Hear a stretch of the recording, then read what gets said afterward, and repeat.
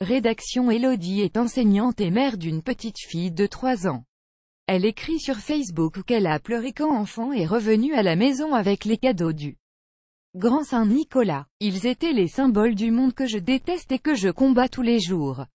Elodie Bertholomé est originaire de Verviers, elle est surtout mère d'une petite fille de 3 ans et enseignante. Samedi, elle a écrit sur sa page Facebook un long message, témoignage d'une maman qui n'a pas digéré les cadeaux donnés à l'école par le Grand Saint-Nicolas. Son message a été lu par Jonathan Fischbach, l'administrateur du site enseignant.be. Il lui a demandé s'il pouvait relayer post pour en faire une carte blanche. Elle a accepté et, depuis, elle a été lue par près de 82 000 internautes. Elle a suscité 243 commentaires, été partagée 162 fois et est accompagnée de 743 émoticônes. Bonbons à la poubelle. Dans message adressé à Saint-Nicolas, elle avoue qu'elle a pleuré en voyant les cadeaux ramenés de l'école par sa petite fille.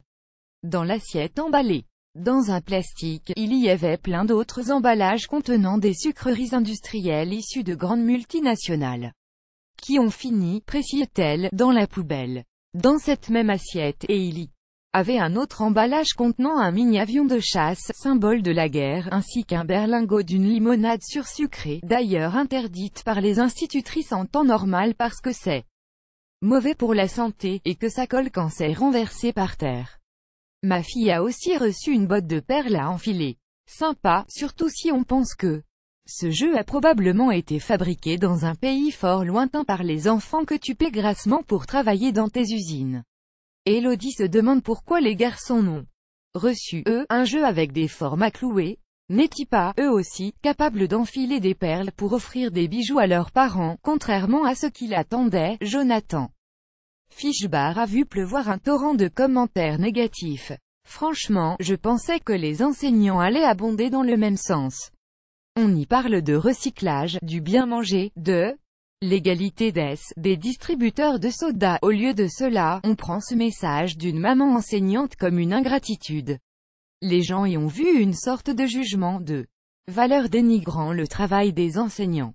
Ce qui n'était vraiment pas le cas. Il précise toutefois que la majorité des émoticônes et des likes. Quant à la maman que nous avons jointe hier, elle réaffirmait que but n'était pas de faire un buzz. Je trouve simplement dommage que les gens ne font pas attention à leur manière de consommer.